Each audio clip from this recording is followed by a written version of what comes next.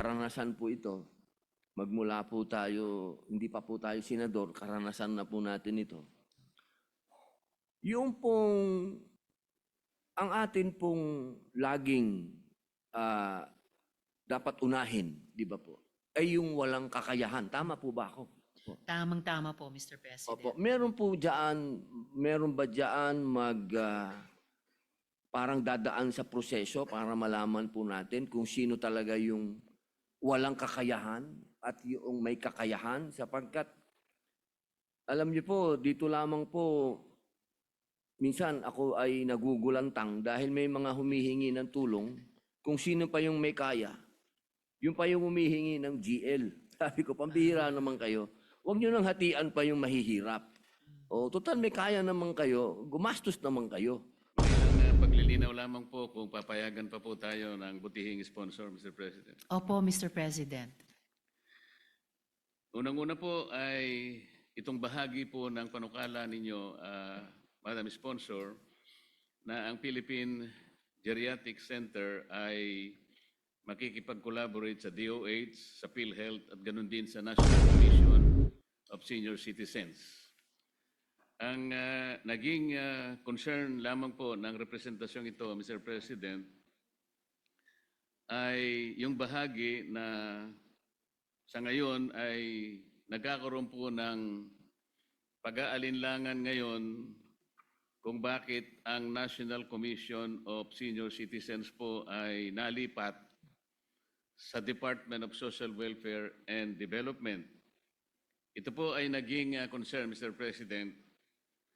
Narinig ko po yung isang talumpati sa kapulungan, sa mababang kapulungan, na kung saan ay hindi po nila nagustuhan yung pagkakalipat sapagkat meron nga po palang isang batas, Republic Act number 11350, na kung saan hiningi po na magkaroon po ng Senior Citizens Commission at kailangan po na ang komisyon na yon mapasa ilalim ng opisina ng tanggapan ng Pangulo. Dahil po sa mga naunang mga concerns na nung sila po ay nasa sakop pa ng DSWD, lumalabas po na yung mga benepisyong dapat tanggapin ng mga senior citizens ay hindi po yata madali o hindi efficiently po na naipagkakalob. Ngayon po, sayang naman po kung ang suliranan ito ay hindi maayos. Gusto ko lang pong itanong,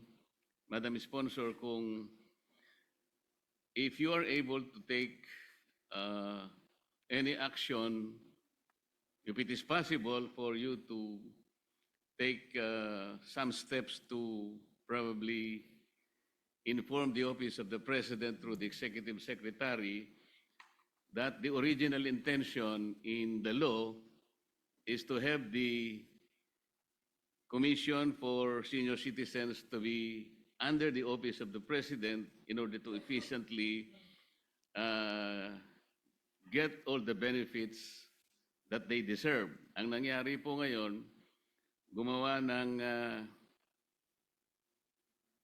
Executive Order number 96, Mr. President, na kung saan yung ating Office of the President nilipat uli po sa DSWD. Kaya nagkakaroon po sila ng sentimiento sa baba, Mr. President.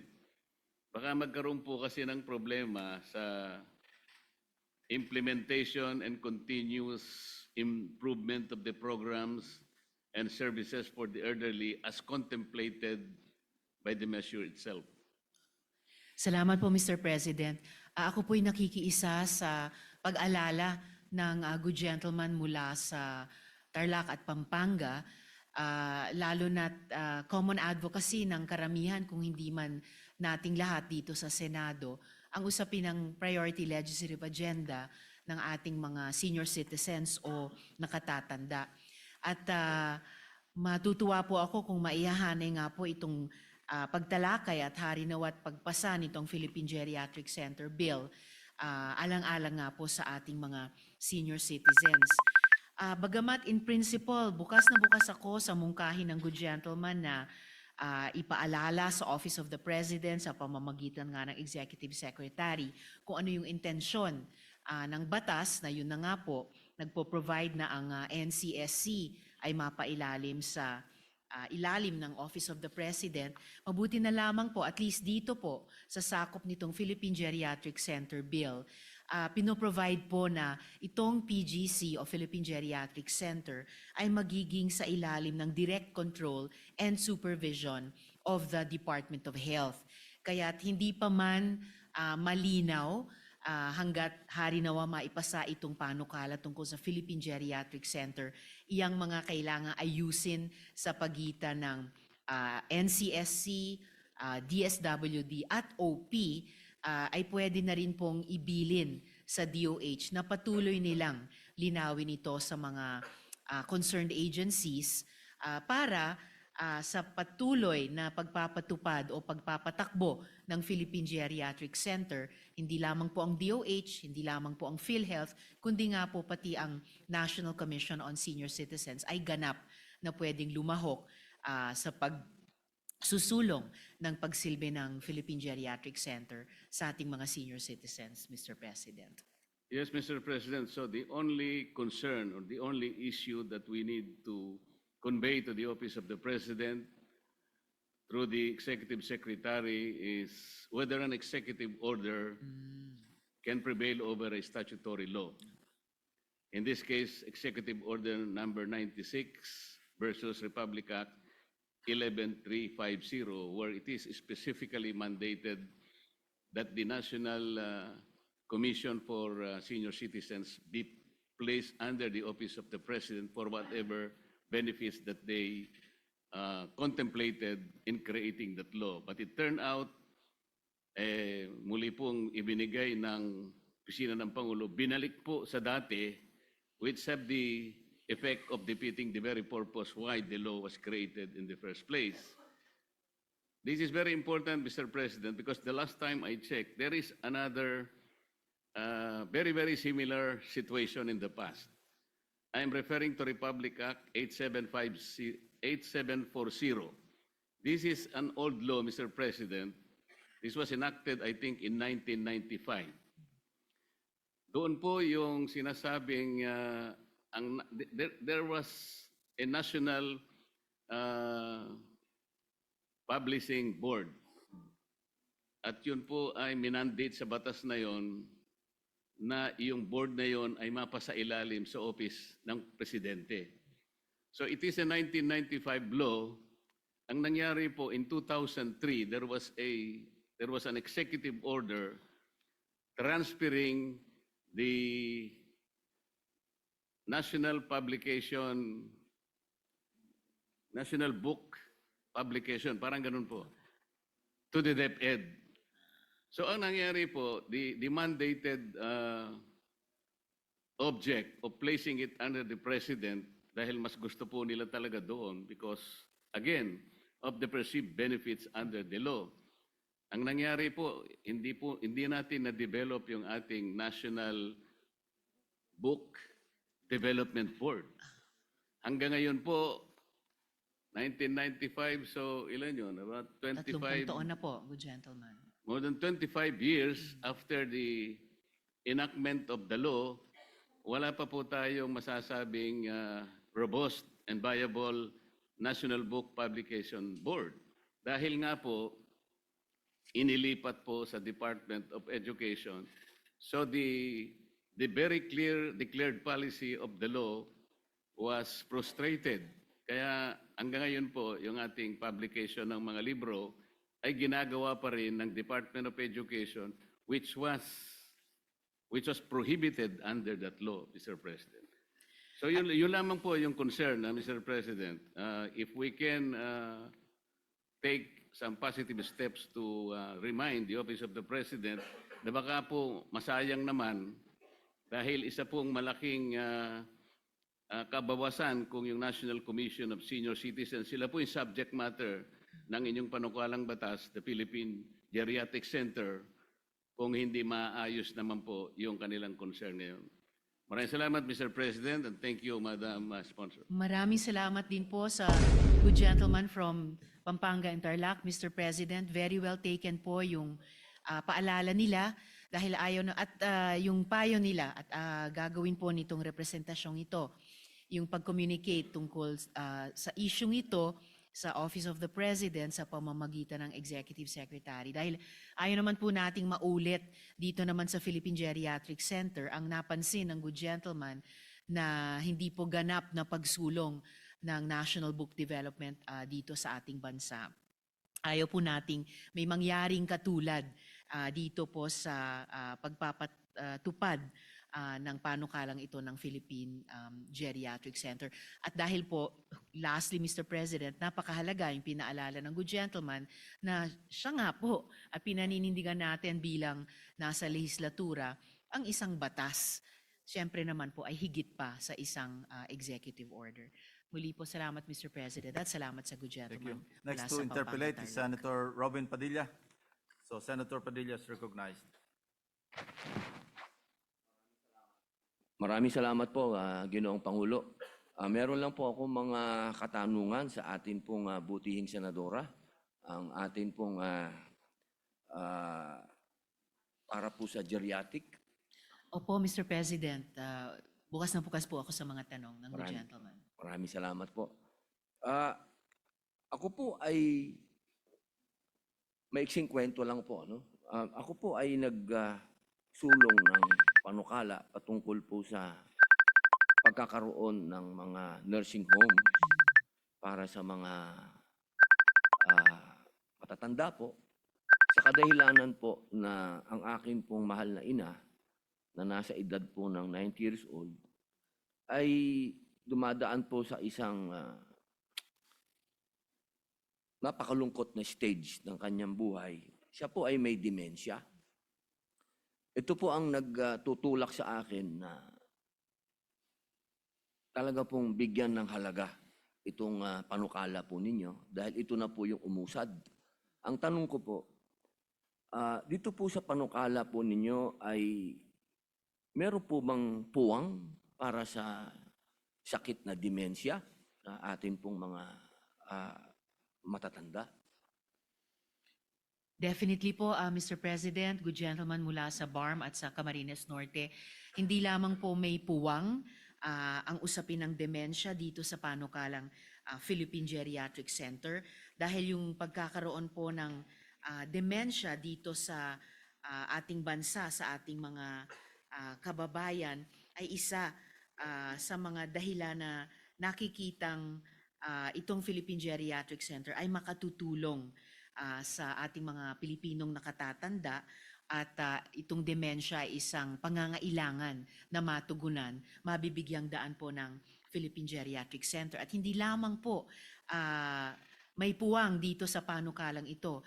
In fact, Mr. President, good gentleman, meron pong maituturing na harinawa maging companion measure ay kasalukuyang pinag-aaralan ang pag-file ng isang hiwalay pa at tukoy na National Dementia Care Policy.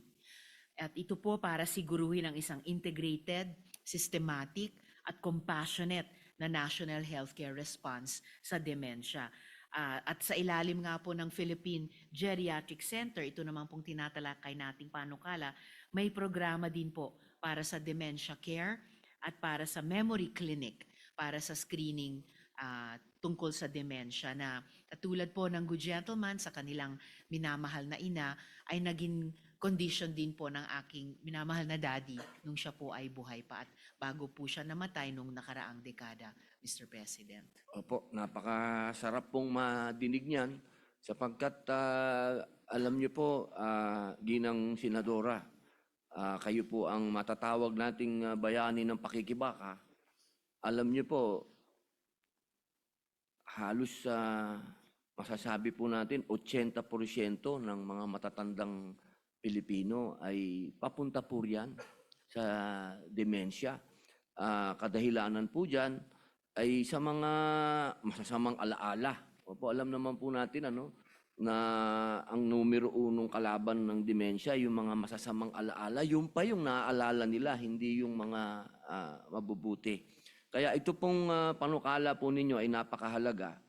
Tanong ko lang po kung doon po sa panukala, siyempre po, kapag meron tayong ganitong gagawin, meron po ba tayong makukuha ng mga profesional na halimbawa po, yung sa mental health, yung pong tinatawag natin na geriatricians, yan po, tsaka mga neurologist, meron po tayo niyan? Available po ba yan sa Pilipinas po? Salamat, Mr. President, para sa tanong na iyon. Itong usapin ng sapat na staffing at saka pati workforce development and training para sa geriatric services ay totoong alalahanin sa buong bansa natin, lalo na base po sa datos, Mr. President, good gentlemen, sa ngayon, 173 lamang po ang active na geriatricians dito po sa buong bansa natin. At ito kaya rin po ito ay isa sa mga areas para sa workforce development and training sa ating bansa in general at particular magiging din dito sa Philippine Geriatric Center. So definitely kino-contemplate na nitong panukalan para sa Philippine Geriatric Center yung pagkakaroon ng iba't ibang health human resources para sa center kasama na po ang mga geriatricians. Opo, kasi napakahalaga po nun. Pagka pinag-usapan po natin na tayo po ay mag-i-employ ng mga ganitong klaseng espesyalista, ang kasunod po niyan ay yung budget. Ito po bang ating itatatag na PGC ay magkano po ba ang budget nito ngayong pag ito po ay sa unang taon po? Sa unang taon po ng pagpapatayo ng Philippine Geriatric Center. So meron pong ine-estima na mga cost para dito at hindi po tayo kailangan mabigla na kailangan sa isang taon lamang ay maitayo na ito dahil iniisip po, Mr. President, good gentleman, na pwedeng progressive ang pagpapatayo Opo, nito. tama po. Dahil science po yan, Yes continuous. po. Opo, opo. Opo. So kahit po sa loob ng kalahating dekada hanggang 7 taon pa para dahan-dahan pong maitayo ito at dahan-dahan din pong maipon at magastos ang pangangailangan. Sa ngayon po, kung gagamitin ang 100-bed Dole Hospital para sa OFWs bilang baseline, ang pagtatayo ng isang kahit 100-bed muna na Philippine Geriatric Center ay magsisimula sa humigit kumulang 550 million pesos para sa construction at saka basic equipment.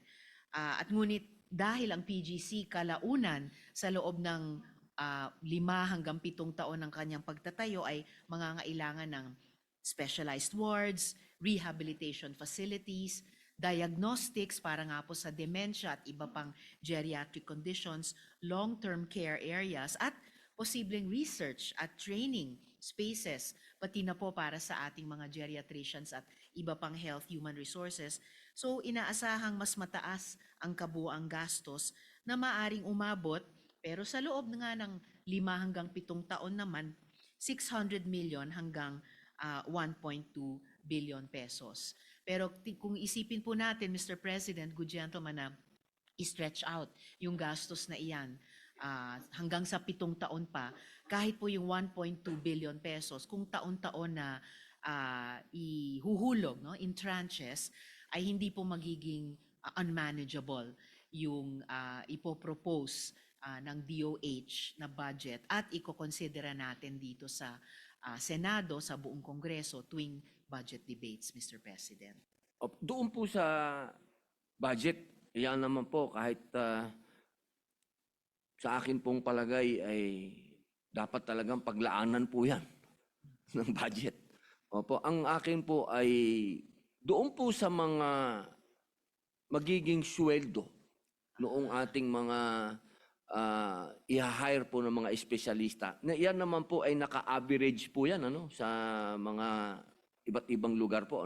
At yan po ay po-provide, Mr. President, good gentleman, sa kung ano yung umiiral na salary standardization law sa bawat taon ng pag-operate ng Philippine Geriatric Center at na kailangan ding sumunod ng Department of Health na siyang magiging pinaka-in-charge dito sa Philippine Geriatric Center na mag-ooperate sa ilalim ng direct control and supervision ng DOH, Mr. President. Opo, para maengganyo po natin yung mga espesyalista na magtrabaho po dyan, opo, at magbigay ng kanilang specialty.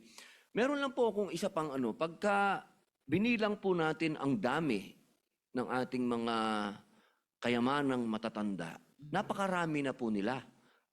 Malamang hindi po kakasya yan sa una nating bugso pag ito po'y naging batas na. Meron po ba tayong provision diyan sa ating panukala na nagsasabi ng yung pong katulad namin na nasa bahay?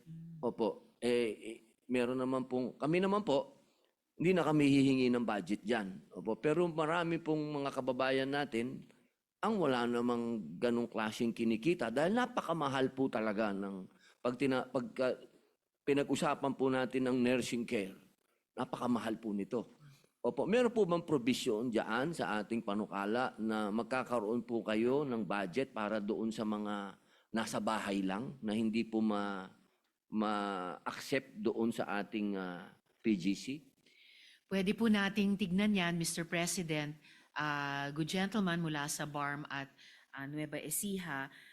Dahil pati po itong usapin ng pag-aalagang medikal sa ating mga nakatatanda o senior citizens sa pamamagitan ng Philippine Geriatric Center ay nilolocate natin sa kabuuang sistema ng universal healthcare at yung pagkakaroon ng UHC integration.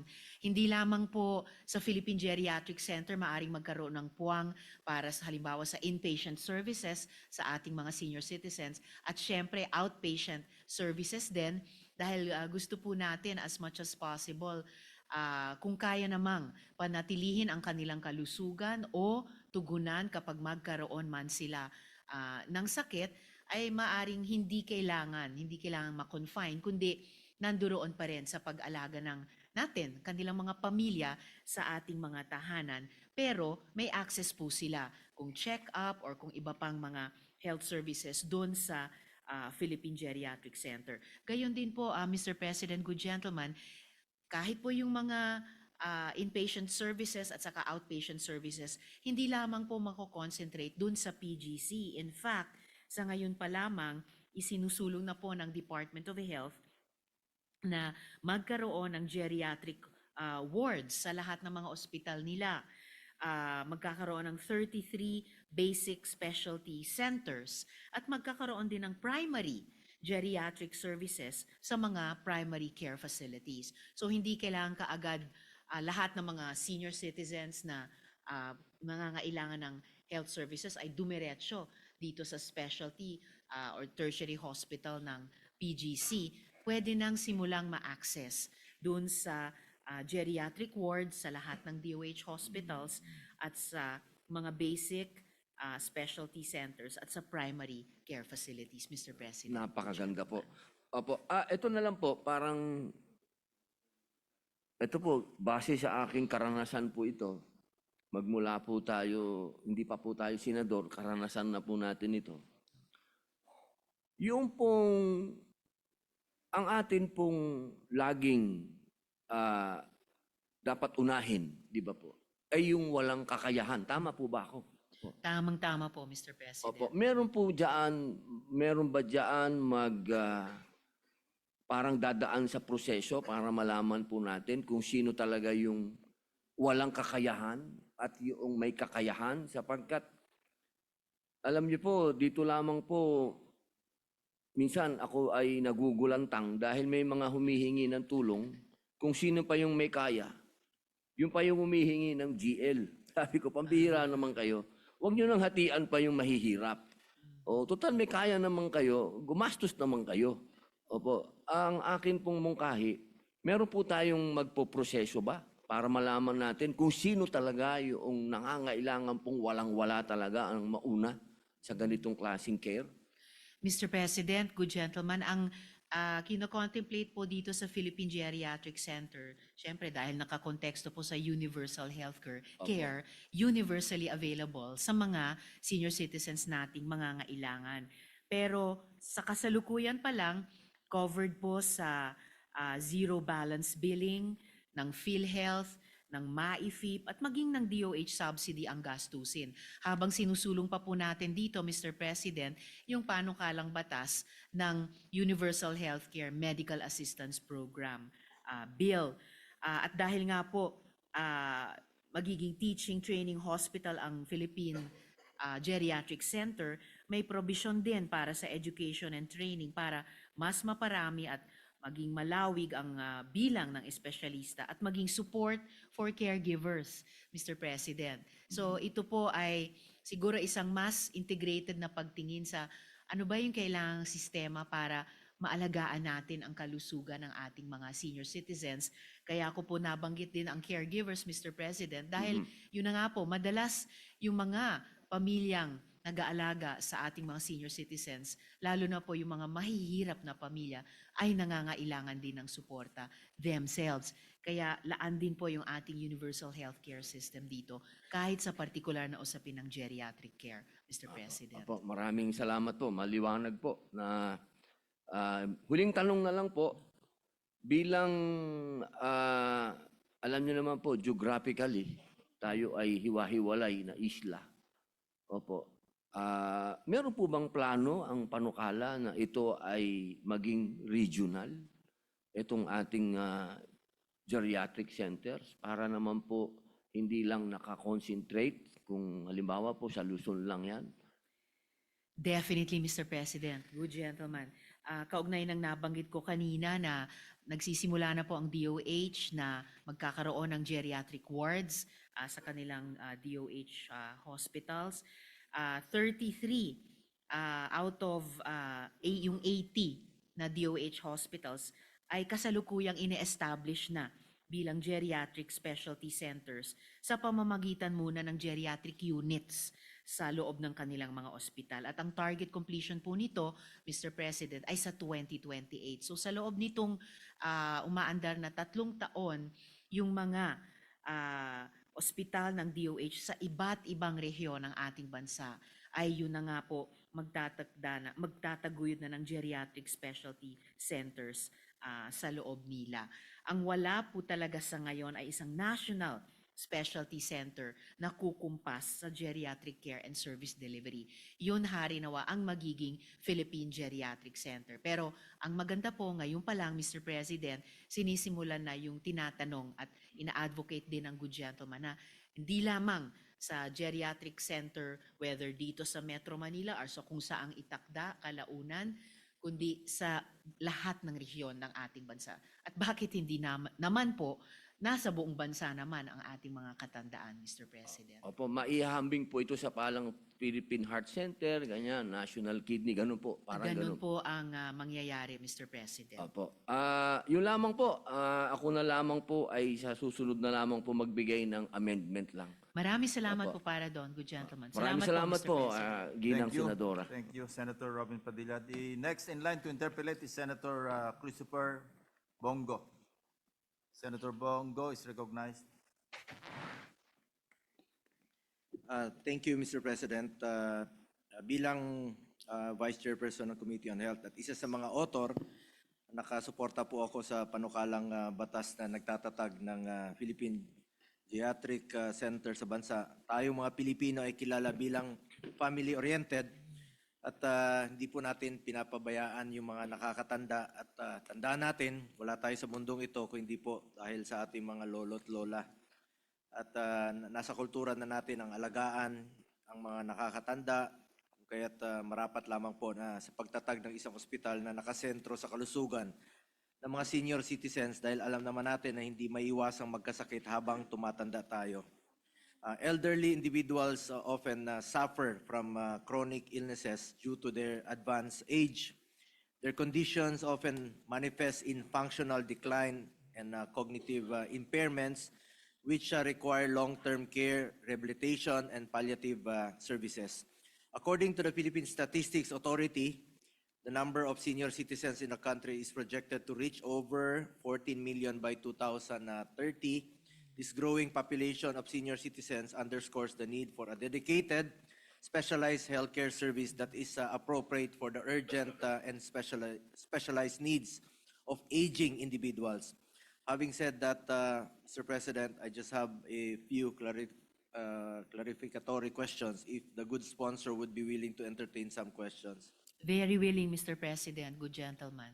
Madam Sponsor, we passed Republic Act 11959 during the last 19 Congress. Ito po yung regional specialty centers to establish specialty centers in DOH hospitals. Ito rin po ay isa sa mga pinangako ng ating majority floor leader anong kanyang campaign promise na magkaroon po ng mga specialty centers.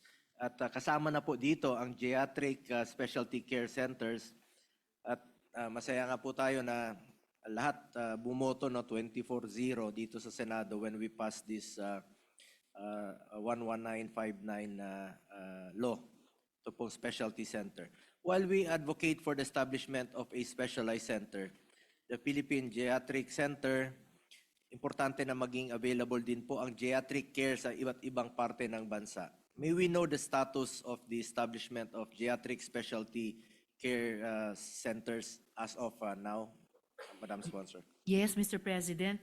Sa ngayon po, there are already 33 designated DOH hospitals sa buong bansa, designated bilang specialty center for geriatric care. At inaasahan na sana magkakaroon na rin ng isang national specialty center. Ito nga pong panukalang Philippine Geriatric Center at 32 basic comprehensive specialty centers, Mr. President. Saan po ito na nakatayo at functional na ho ba ito sa ngayon? Okay. Sa aling 7? Okay.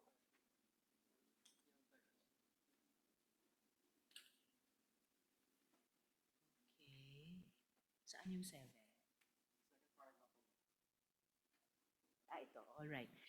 Yes, Mr. President. So out of the 82 DOH hospitals, good gentlemen, 33 are designated as specialty centers for geriatric care. At ang fully functional, kompleto na sa ngayon ay 7. At 26 ang ongoing development targeted for completion by 2028. At yung 7 yon na fully kompleto at fully functional sa ngayon ay nasa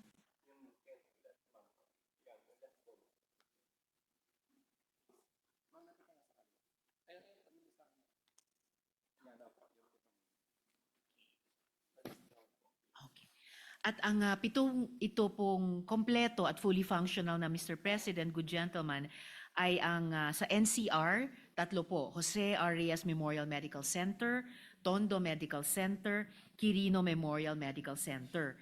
Sa Region 3, ang Bataan General Hospital and Medical Center. Sa Region 4A, ang Batangas Medical Center. Sa Region 8, ang Eastern Visayas Medical Center. At sa Region 11, ang Southern Philippines Medical Center, Mr. President. Itong mga ongoing po ngayon, kailan po yung target na matatapos to? Since napansin ko po sa ating national budget no sa 2025 and even 2026, since magka-create, gusto nating ipasa itong itong dedicated talaga no for how about ito pong mga geriatric specialty care centers na kasalukuyang ipinapatayo, ano ho ba yung prioridad ng gobyerno as a whole itong specialty centers? Kaya nga po natin isinabatas po itong specialty centers na ito, including geriatric care center, para funded po siya. Ngayon tatayo po tayo ng Philippine Geriatric Center. Pwede bang malaman ng publiko anong pinagkaiba po nito? Bakit magtatayo na tayo ngayon ng dedicated since marami pang mga ongoing out of 33 na geriatric specialty centers ay 7 pa lang po ang natatapos at meron pang 26 na ongoing. Yes, Mr. President, good gentleman, yung 26 na ongoing development ay targeted for completion by 2028. So sa loob nitong 3 taon. At bakit kasabay po nitong 33 total na maitatayong specialty centers for geriatric care sa kabuuang 82 DOH hospitals, maitatayo yung 33 by 2028, yung kahalagahan pa rin ng isang Philippine Geriatric Center. Dahil po, Mr. President, ang Pilipinas ay nilalarawan na aging rapidly at hindi pa po handa yung ating health system. Karamihan po ng mga ospital ay kulang pa ang kapasidad para tugunan yung complex na pangangailangan ng older adults at gaya ng napag-usapan sa Good Gentleman mula sa BARM kanina, may severe shortage po ng geriatric specialists at saka trained personnel. Na ang nagiging resulta, Mr. President, yung older persons madalas nahaharap sila sa fragmented care na walang dedicated na national institution na responsable para i-coordinate yung geriatric services o isa-set yung standards o magsusulong ng research. Kaya nga po itong pagsulong ng total na 33 specialty centers for geriatric cares out of yung 82 DOH hospitals by 2028, kasama na po sa gagawin nilang trabaho ay yung pagtataguyod ng standards para sa development ng mga specialty centers na ito at iba pang levels of facilities for geriatric care, Mr. President. Though I agree with you, no? Pero sana po ay mabigyan po ito ng prioridad yung pagpupondo po nitong mga specialty centers dahil kasama naman po ang geriatric specialty centers po dito. For the record, yung sa SPMC, Southern Philippines Medical Center, isa po tayo sa nagsulong noon na during my time na naging chairman po ako ng Committee on Health for 6 years na mapondohan po itong mga specialty centers, including ito, yung mga 7 natapos na rin po na isinulong rin po natin, and including ito rin pong mga ongoing. Sana po'y mabigyan po ng prioridad ng DOH yung pagpupondo para matapos na po ito. Dahil itong plano nating paglalagay ng Philippine Geriatric Center, most likely dito po ito ilalagay sa National Capital Region sa Maynila. No? So marami, yung iba mahirapan na pong bumiyahe. Sana po matapos kaagad itong mga specialty centers na ongoing pa. At yung plano, in accordance with the law, may batas naman tayo na 17 specialty centers yan, kasama na po yung geriatric center. Sa batas ng Republic Act 11950, magtatatag po ng mga specialty centers, including geriatric centers, specialty centers, sa mga existing DOH hospital sa buong bansa. Hindi siya stand-alone dahil napaka-tagal po nitong gawin. Kaya ilalagay na po doon sa mga existing DOH hospital. Hindi lang po sa itong geriatric, including yung mga heart care, cardiovascular care, no? Ortho, brain and spine, National Kidney Institute. Ayun, available na po siya sa Mindanao, sa Southern Philippines Medical Center. Yun sanang bigyan rin natin ng prioridad na mapondohan. Napansin ko lang kasi medyo di po ganon kalaki yung allocation o yung ina-appropriate na funds yearly since batas na po ito. So yun lang po ang akin na Madam Sponsor. Sana may isulong nyo rin po na mabigyan rin po ng malaking funding yearly dahil batas na po itong Republic Act 11959. Another... Opo, bago po magpatuloy ang good gentleman, Mr. President, nais ko lang ipahayag ang aking pakikiisa sa concern nila. Definitely ipaprioritize ito at nakikita po natin ang pagpaprioritize nito pati ng DOH dahil nga po yung pagkompleto ng pagtatag ng 33 specialty centers ay targeted for completion by 2028. So sa loob ng 3 taon. Dagdag po doon yung primary care facilities as of November 2025. Meron na pong 2,704 PCFs sa buong bansa ayon sa ating National Health Facility Registry. Samantalang itong tinatalakay na Philippine Geriatric Center ay nakikitang sa loob ng 5 o 7 taon pa na maitatayo. So, ibig pong sabihin ngayon pa lang sa mga primary care facilities at na may geriatric care at dun sa specialty centers for geriatric care sa iba't ibang DOH hospital sa iba't ibang rehiyon, 3 taon po. So mauunang makokumpleto itong specialty centers for geriatric care sa iba't ibang DOH hospital sa lahat ng mga rehiyon natin bago pa makumpleto yung Philippine Geriatric Center. At pati po yung location, Mr. President, ng Philippine Geriatric Center ay hindi pa sigurado, hindi pa tiyak kung dito sa Metro Manila or sa iba pang rehiyon, Mr. President.